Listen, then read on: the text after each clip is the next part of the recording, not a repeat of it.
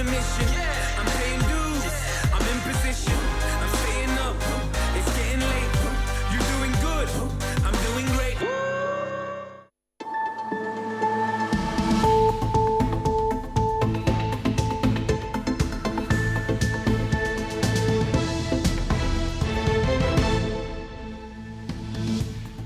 Hemos tenido que hacer turnos para que cada uno pudiera coger el ordenador, porque si no sería un lío, y con tantas personas en la familia no podíamos estar así. ¿Qué tal? Buenas tardes. Esos niños de sexto de primaria estudian el mismo curso, pero cada uno ha seguido las clases de una forma diferente. No hay uniformidad y depende de cada colegio, incluso de cada profesor, la forma de dar la materia.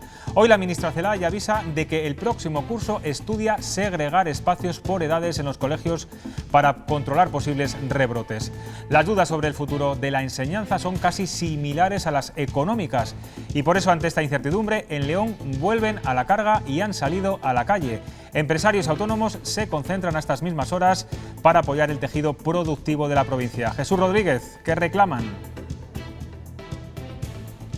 ¿Qué tal? Buenas noches. Pues reclaman empleo y soluciones reales por parte de las diferentes administraciones tras el impacto económico terrible que ha supuesto el coronavirus, con 30.000 trabajadores en situación de ERTE, algunos todavía sin cobrar esa prestación. Manifestación silenciosa junto a la Catedral de León, en la que están tomando parte, manteniendo las distancias de seguridad, un total de 19 colectivos empresariales y comerciantes de toda la provincia.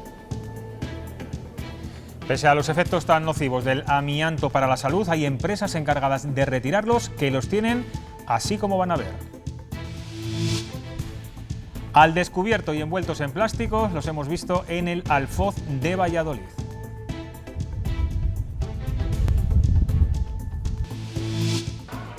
Castilla y León sigue lejos de la denominada inmunidad de rebaño frente al coronavirus, aunque supera a la media nacional en porcentaje de personas que han desarrollado los anticuerpos. Las cifras son similares a la de la última ola del test y Soria sigue siendo la provincia con más casos. Y después de las tormentas, ayer en Burgos llega la calma. Hoy hemos tenido una tarde mucho más tranquila, pero bastante más fría. Mañana lucirá el sol y recuperaremos parte de los grados perdidos hoy.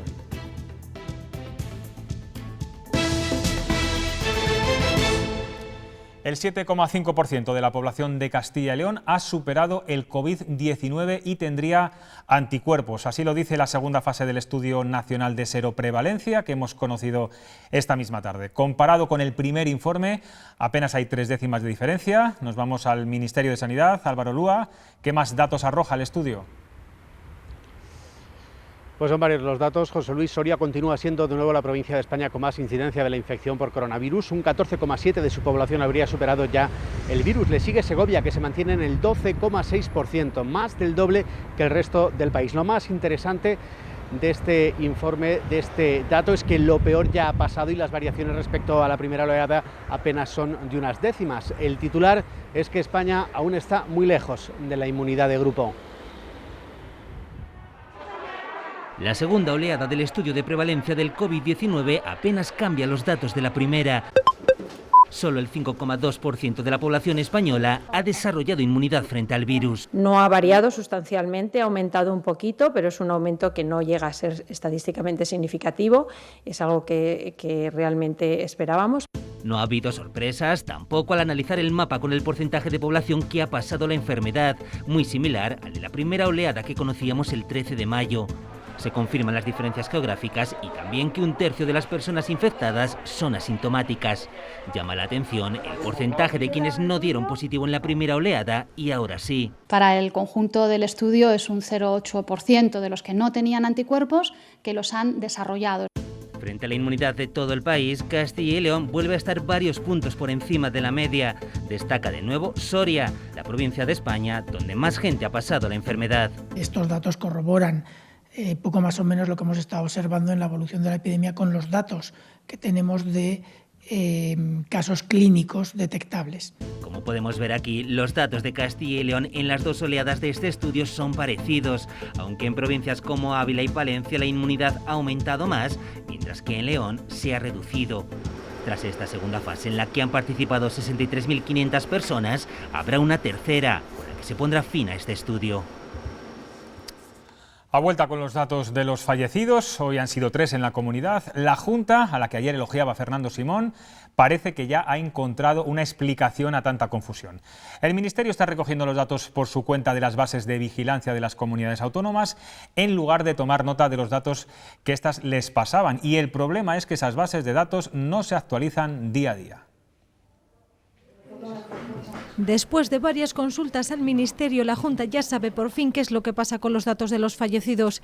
El Ministerio ya no anota esas cifras directamente de lo que aporta cada comunidad, sino que los obtiene él mismo entrando en sus bases de vigilancia epidemiológica, que no se actualizan de forma automática. Pero si yo veo que de repente se queda en 0, pues a lo mejor me tengo que preguntar si hay algo que no funciona. Los muertos registrados o que llegan a mis manos a través de este sistema de información de días anteriores no los anuncio ese día y tampoco anuncio los de ese día cuando se registran los días posteriores. Con lo cual ocurre una cosa que voy a tratar de explicar con un ejemplo que ha ocurrido esta semana, que es que tenemos 0 muertos a diario y 90 a la semana. Esto es evidente que no puede ser. El Financial Times se ha hecho eco de estos desfases hirientes para las familias e incomprensibles para todos. Que nosotros sí sabemos lo que está ocurriendo. Porque si no, lo que se da es la sensación de que es que no sabemos lo que está ocurriendo. Porque lo que no pueden entender los ciudadanos, con todo respeto, las personas que han perdido a su madre, a su padre esta semana, es que el presidente del Gobierno salga y diga que no hay fallecidos.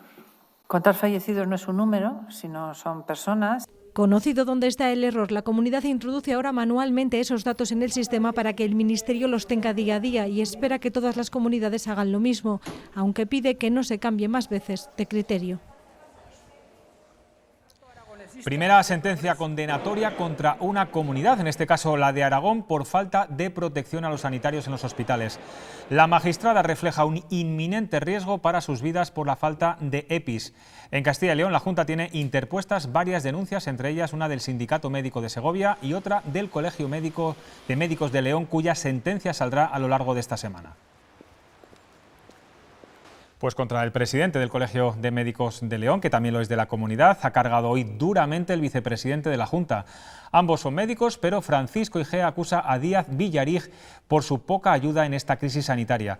Villarig ha denunciado, como decíamos antes, a la Junta por falta de material y también ha sido crítico sobre la situación de las residencias. Escuchen las palabras de Igea. Que lo que dice el principio hipocrático es: primum non nocere, lo primero, no hacer daño. No lo primero, hacer daño. Es un poco lamentable, tengo que decirlo, que quien representa a la gente que se ha dejado la piel en esta crisis, a la gente que ha arriesgado su salud en esta crisis, haya ofrecido tan poca ayuda. Trabajadores de la residencia Valle del Cuco en Adrada de Aza, en la provincia de Burgos, una de las primeras en detectarse casos positivos, denuncian que la dirección dejó sin proteger a los 33 residentes alegando falta de medios. Una de las empleadas ha asegurado a varios medios de comunicación que cuando pidió a la dirección aislar a los ancianos le contestaron que era una histérica y que, total, se iban a infectar todos. Un juzgado de Aranda investiga los hechos.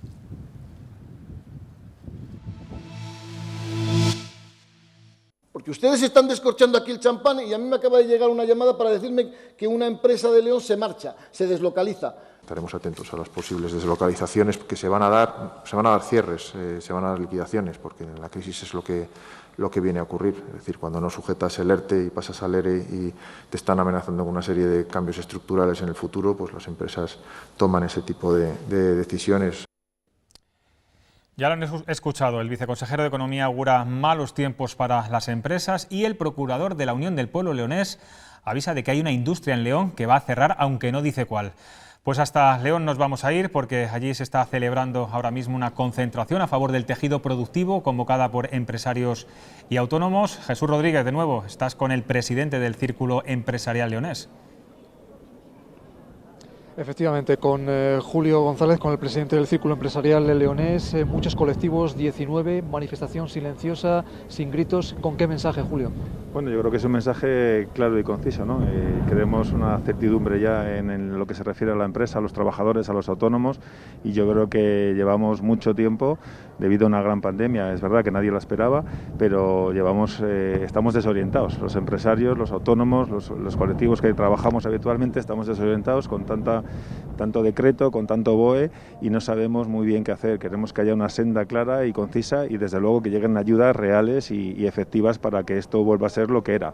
Un mensaje que se dirige al conjunto de administraciones autonómicas y también esa preocupación, por ejemplo, los trabajadores en ERTE que todavía no han cobrado. Bueno, un mensaje que va a todas las administraciones, ¿no? La central, la autonómica, los ayuntamientos, a todos. Yo creo que tenemos que hacer un frente común. Lo que queremos es que los políticos por una vez piensen en el pueblo de verdad y que trabajen para los que estamos sustentando esta nación, ¿no? Como tú bien dices, hay muchos trabajadores que no han cobrado el ERTE y que al final reclaman a su empresa en primer lugar, cuando ahora mismo la empresa está atada de manos y no podemos hacer nada para que ellos puedan cobrar, ¿no? Eso es la primera solución que tienen que dar a esos, no sé si hablaban el otro día, de cerca de 300.000 trabajadores que todavía no han percibido los salarios del ERTE y nos parece una auténtica vergüenza. Bueno, compañeros, pues ese es el mensaje en primera persona del presidente del Círculo Empresarial Leonés. Muchos colectivos aquí representados. Continúa esta manifestación silenciosa frente a la Catedral de León. El cese del coronel Pérez de los Cobos no ha detenido las investigaciones de la Guardia Civil sobre las manifestaciones del 8 de marzo. En un nuevo informe que ha entregado a la juez indica que Fernando Simón no compartió una alerta europea sobre el contagio de coronavirus que habría recibido 6 días antes.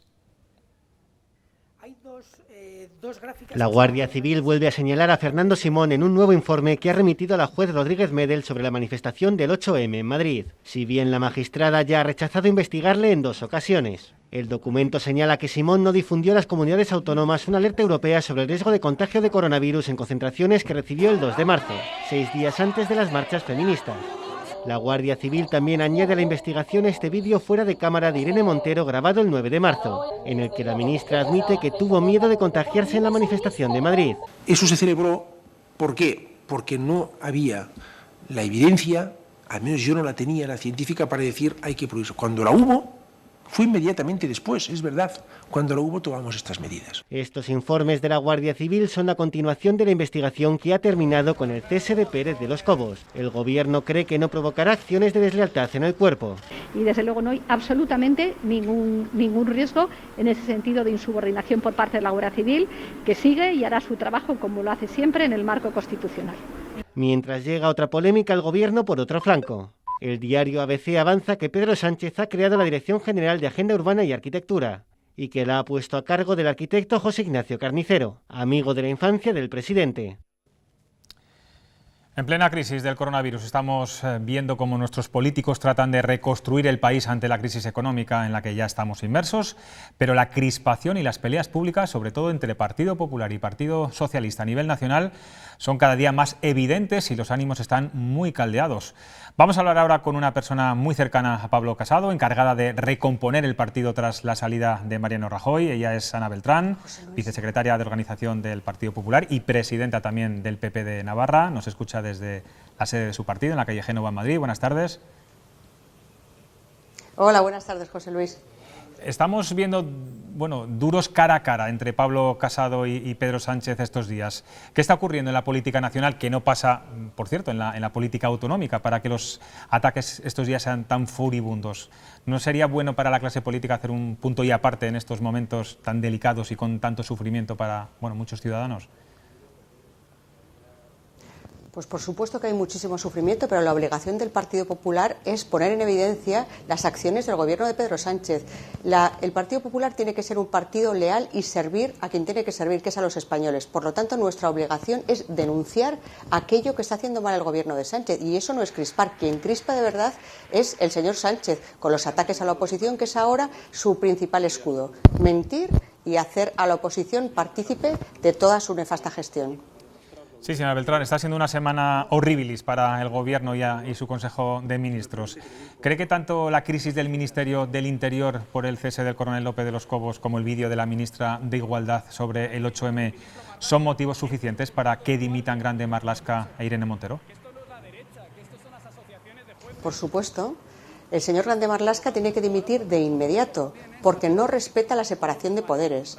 Y además de no respetarla, le pidió a un funcionario público que hiciera dejación de sus funciones, es decir, que incumpliera el Estado de Derecho. Por lo tanto, su dimisión debería haber sido ya, o cesarle el presidente Sánchez y, por supuesto, a la ministra Irene Montero. Ahora estamos conociendo muchas cosas que muchos intuíamos y que llevamos diciendo durante mucho tiempo, que el Gobierno sabía perfectamente que la pandemia estaba ya y que el coronavirus estaba ya en la población, lo sabían desde febrero y no hicieron nada. Y tienen que cumplir con sus responsabilidades y las exigiremos, ¿cómo no? Usted ha sido una gran defensora, impulsora del proyecto España Suma, la coalición entre Partido Popular y Ciudadanos, sobre todo en su tierra, en Navarra. Incluso quiso exportarlo a otras comunidades, aunque finalmente no pudo ser. Viendo el acercamiento de Inés Arrimadas a Pedro Sánchez en las últimas semanas, ¿se da cuenta ahora de que era inviable o todo lo contrario? Ahora más que nunca, con unas elecciones en un mes en Galicia y País Vasco, habría de alguna forma que retomarlo. Estamos viendo los fructíferos que han sido esos acuerdos entre el Partido Popular y Ciudadanos. Precisamente en Castilla y León gobernamos con ellos. Y por eso lo que pretende el Partido Socialista es crear discordia donde no la hay.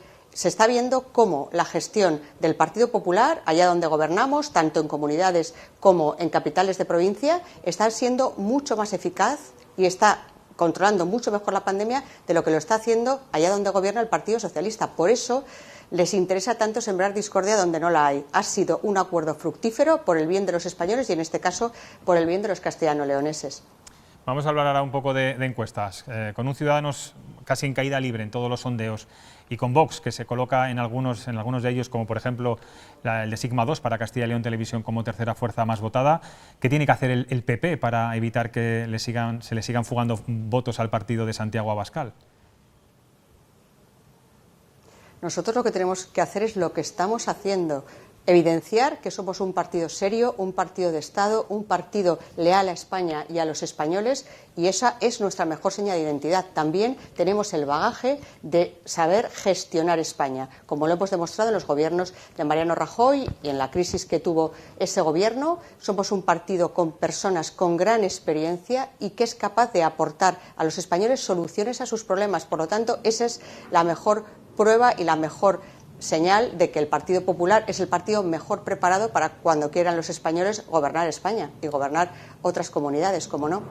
Y por último, ideológicamente, ¿tienen que arañar más apoyos del centro o de la extrema derecha si quieren recuperar el poder? Nosotros, insisto, lo que tenemos que seguir es con nuestra hoja de ruta, que la tenemos muy clara. La hoja de ruta del Partido Popular es pensar en lo que les importa a los españoles, en sus preocupaciones, atajar la pandemia sanitaria, y ahora nos viene una crisis económica y el Partido Popular es el mejor preparado para llevarla a cabo. Tenemos un plan que se llama Activemos España, en el que tenemos medidas serias, sanitarias, económicas y jurídicas para poner en evidencia que sí que estamos preparados para gobernar. Por lo tanto, nosotros no miramos ni a izquierda ni a derecha, sino a nuestro trabajo y, cómo no, a los españoles. Pues Ana Beltrán, vicesecretaria de Organización del Partido Popular, muchas gracias por atender a Castilla y León Televisión. Muchas gracias a ustedes, encantada. La Audiencia Provincial de Salamanca ordena reabrir la investigación del proceso de primarias del Partido Popular de Castilla y León, en el que ganó Alfonso Fernández Mañueco, Antonio Silván. El PP de Salamanca afirma que el auto no realiza imputación concreta de delito alguno a ninguna persona ni cargo de este partido. Son imágenes de hace 3 años, la celebración de primarias en el PP de Castilla y León. Alfonso Fernández Mañueco y Antonio Silván se disputaban las riendas del partido. Ganó el salmantino. Hoy la Audiencia Provincial de Salamanca ha decidido reabrir la causa por supuesta financiación irregular durante ese proceso. El juzgado número 2 continuará con la investigación penal sobre el pago de las cuotas de afiliados tras el recurso del partido Foro de Izquierda Los Verdes después de que se archivara el caso. El Partido Popular aclara que en este auto no se realiza imputación concreta de delito alguno a ninguna persona ni cargo de la formación. Desde Ciudadanos, socio de gobierno con los populares, piden calma. Estamos esperando tranquilamente a que esto se resuelva y estamos seguros de que la justicia actuará, como siempre, de acuerdo a derecho. La oposición es mucho más crítica. En el mejor de los casos queda demostrado que el señor Mañueco hizo trampas y, por tanto, alguien que hace trampas en unas primarias no parece que tenga las condiciones éticas para ser servidor público. Pero en el peor se investiga un supuesto delito de financiación ilegal del Partido Popular. Vamos a ver cómo transcurren los acontecimientos, pero desde luego esto puede provocar o podría provocar una moción de censura en esta comunidad. El PP de Salamanca defiende además que en este último auto se respalda la tesis del juez de instrucción al considerar totalmente legal que cargos públicos del partido aportaran dinero para el abono de cuotas impagadas de afiliados. La campaña de la renta sigue y en muchos casos por teléfono. Hacienda ha reforzado este nuevo servicio ante la imposibilidad hasta el momento de hacer la declaración de forma presencial.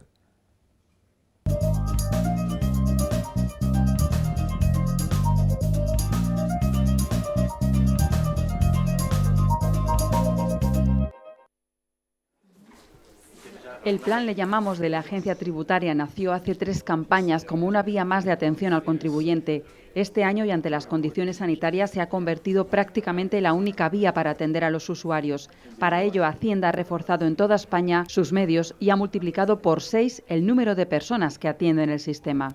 Lo que la Agencia Tributaria ha hecho este año ha sido multiplicar por 6 la capacidad operativa. Estamos hablando de 4.500 operadores y más de 550 coordinadores y apoyos para prestar este servicio a los contribuyentes. Para ser atendido es necesario pedir cita previa a través de la web o la app o llamando al 901 22 33 44. Al usuario se le pide un número de móvil o email para confirmarle el día que recibirá la llamada de atención. Le damos un mensaje de respuesta al móvil en el que le decimos qué día preferentemente le atenderemos, pero también le indicamos qué documentación debe tener cerca para que nosotros le podamos contrastar la información que nosotros tenemos con la documentación que él tiene. Hasta el día de hoy, el sistema ha realizado 26.000 declaraciones, 16.000 más que las realizadas el año pasado en este mismo periodo de tiempo. También se han concertado hasta 40.000 citas.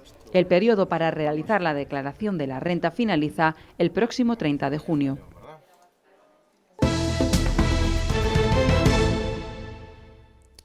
Según hemos sabido de fuentes de la investigación, la línea por la que circulaba el Alvia que chocó contra un coche el pasado martes en La Iniesta, en Zamora, y que provocó 2 muertos, no estaba obligada a llevar detectores de objetos. ¿Por qué? Porque no es ni una línea de alta capacidad, ni tampoco es una vía en la que se alcancen grandes velocidades. No obstante, la investigación continúa. Nos vamos hasta allí. Alba Villalba, ¿cuál es la última hora de estas investigaciones? Buenas tardes, pues así es, esta vía no tenía por qué tener un detector de objetos porque no se considera un tramo de alta velocidad. Desde el Sindicato de Maquinistas y Ayudantes Ferroviarios achacan este accidente a un cúmulo de desgracias. Aún así, continúan durante todo el día en esta zona todas las investigaciones para intentar esclarecer los hechos. Durante el día de hoy hemos podido ver cómo la locomotora del Alvia ha sido retirada de la vía del tren. Una maniobra muy aparatosa y que ha llevado varias horas a todos los operativos que están aquí por su gran tonelaje. Además, ahora se centran todos los trabajos en intentar poco a poco retirar los vagones. Todo será trasladado hasta Madrid. Allí Renfe tiene su centro de trabajo y examinará al detalle toda la maquinaria. Por último, en las últimas horas hemos podido conocer que el Partido Popular pide la comparecencia del ministro de Transportes, José Luis Ábalos, para tratar e informar sobre este accidente. Gracias, Alba. Hoy Palacios del Pan ha despedido a su vecino que perdió la vida en este accidente. Era el conductor del vehículo que se precipitó desde el paso elevado y que tenía 89 años. Ha sido un funeral distinto por las medidas de seguridad, pero muy emotivo porque era una persona muy ligada a la iglesia del pueblo. No es el mejor momento ni las mejores condiciones, pero los habitantes de Palacios del Pan se quieren despedir de su vecino, conociendo además su gran vínculo con la iglesia, como el monaguillo. El que tocaba misa, el que venía y abría para cualquier tipo de acto. La verdad que estamos muy afectados por ello. Más allá de que tengas un vínculo con una cosa u otra, somos pueblos donde prácticamente somos familia. Aquí afuera han estado más de 30 vecinos para dar su último adiós, pero dentro de la iglesia solamente han podido estar un número más reducido de personas, los más allegados.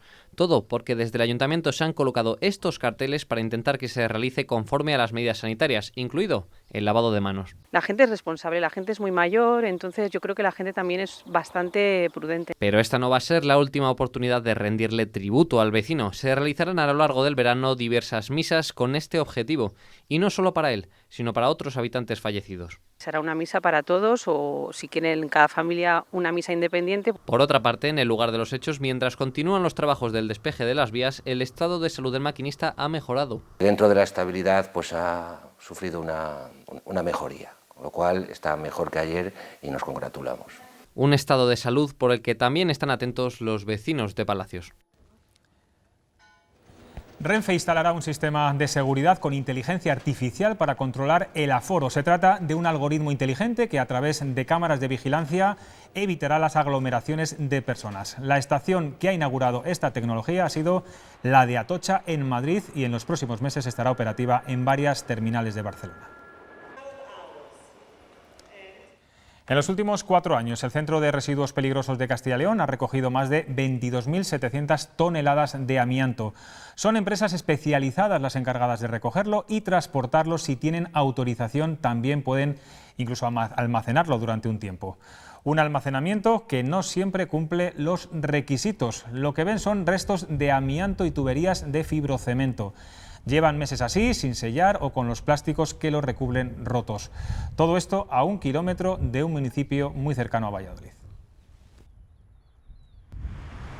No solo en empresas, el amianto también está presente en cientos de tejados y cubiertas de viviendas de los años 60 y 70.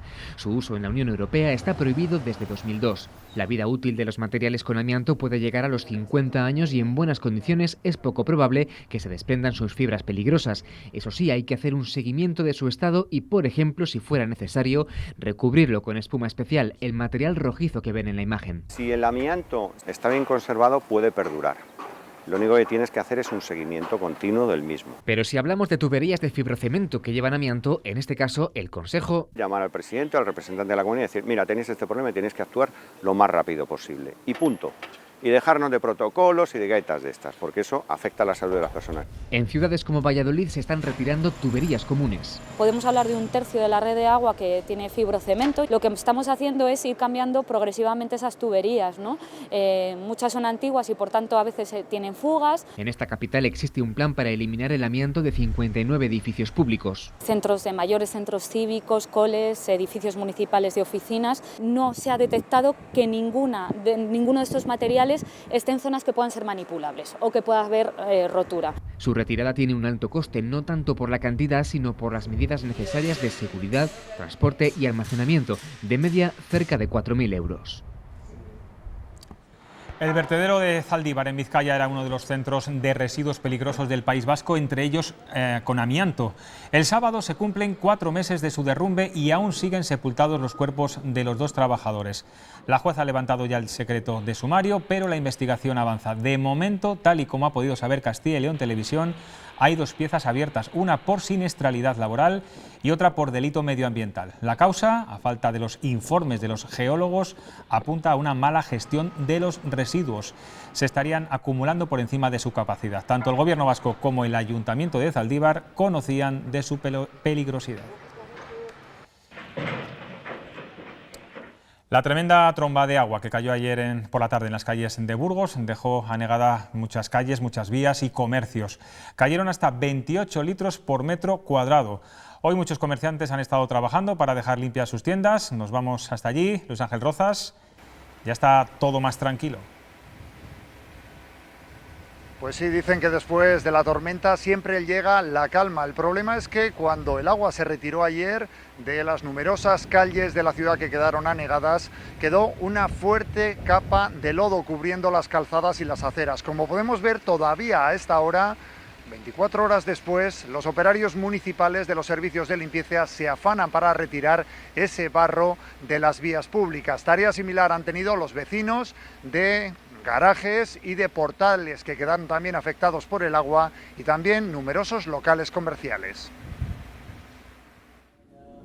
Después de la tormenta toca limpiar y comprobar los desperfectos causados por la lluvia. Los comercios que hoy han abierto sus puertas lo han hecho a medio gas. Las inundaciones de ayer han provocado en los almacenes destrozos en los productos y también en el inmueble. Entra mucho agua, llena el sótano, almacén, tiene cosas así, es mucho, como muy fuerte. Otros no han podido abrir sus puertas. Entonces mañana no sabemos si podremos abrir. Y nada, y si podemos abrir pues con poca cosa, porque no tenemos casi ni materiales ni herramientas, porque las máquinas se nos han estropeado también. En tan solo unos minutos el agua inundó toda la planta de abajo y debido a su ubicación al lado del río Vena, una de las paredes se vino abajo. Estos son dos locales, entonces uno de los locales se empezó a llenar de agua y ya cuando se llenó totalmente de agua, venció todo el agua y es cuando ya se inundó absolutamente todo lo de aquí. Productos, instalaciones y electrodomésticos. El agua ha estropeado todo a su paso. Unas pérdidas pues más o menos en unos 30.000 euros calculamos, porque son todas las cámaras, todo el producto fresco, todo el género, harinas, chocolates, todo lo que con lo que elaboramos nuestros productos, pues todo para tirar. Ahora a las pérdidas generadas por el coronavirus hay que añadir las de la tormenta.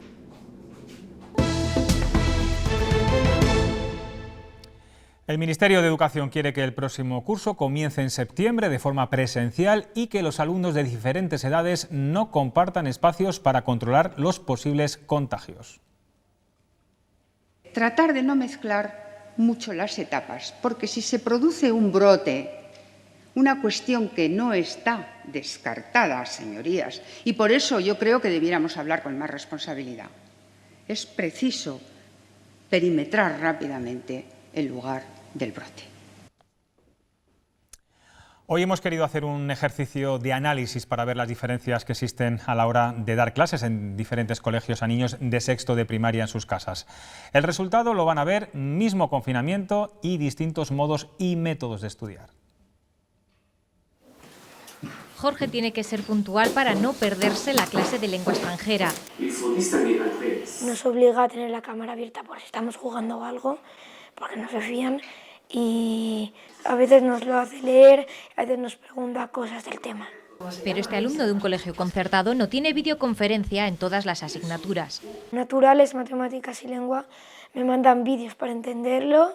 No solo hay diferencias por profesores, también por colegios. La mayoría de profesores nos mandan audios diciéndonos pues que todo esto es complicado, pero que hay que seguir. Hoy, por ejemplo, hemos tenido clase online de música y ha sido pues divertido. En los centros públicos utilizan la aplicación Teams. Ahí cuelgan las tareas, acceden a los vídeos con las explicaciones y preguntan las dudas por chat, pero no es lo mismo. No es como antes, que tú le preguntabas a una profesora y te contestaba al instante. Las desigualdades entre familias también han marcado diferencias. Somos 5 y hemos tenido que hacer turnos para que cada uno pudiera coger el ordenador, porque si no sería un lío. Porque uno estaba haciendo los deberes y el otro, date prisa que yo también tengo que hacer. Porque todos han seguido dando materia nueva durante el último trimestre de sexto de primaria, aún estando en casa. No entiendo este ejercicio.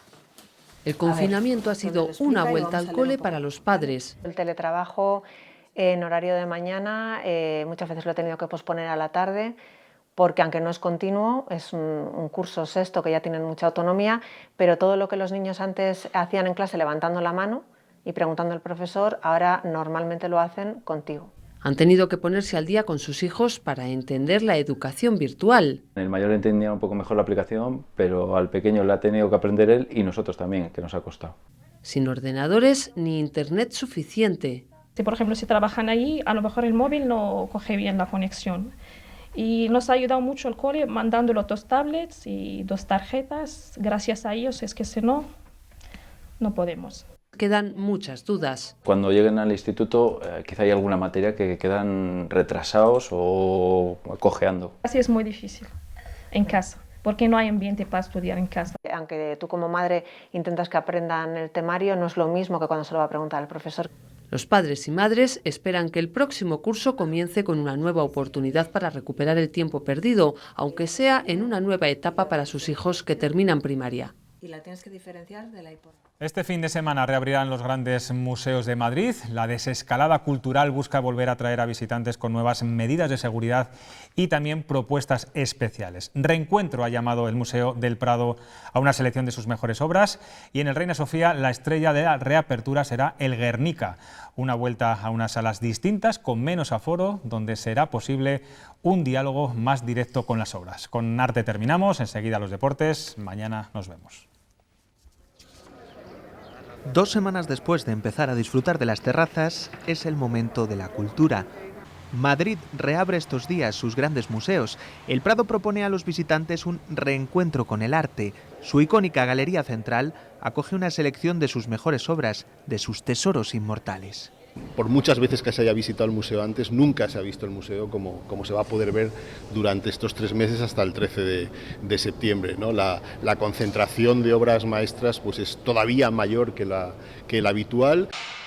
El Museo Reina Sofía también volverá a recibir visitantes este fin de semana. La entrada será gratuita el sábado y solo se podrá ver un cuarto de la colección.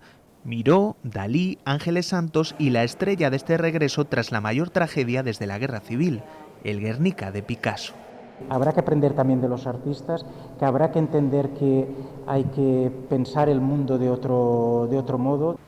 En ambos casos, con nuevas medidas de seguridad y aforos limitados que van a conseguir una relación mucho más directa y personal con el arte. Eso sí, por el momento, un reencuentro disponible solo para los madrileños. El resto, todavía tendremos que esperar unas semanas más.